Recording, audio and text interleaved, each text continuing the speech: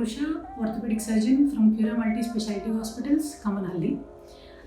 Today's topic is how do you know when you need a hip replacement? So this is a hip joint formed by two bones. This is a head and this is a socket. So a hip replacement is needed whenever there is any damage to either of this.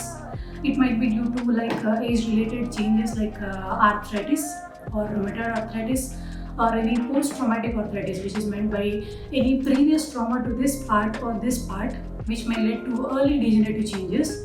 So for these conditions, clinically you may know you might be having any pain in the hip joint, which is affecting your daily activities, like pain during walking, sitting cross-legged, squatting and all, or any restricted movements in the hip joint.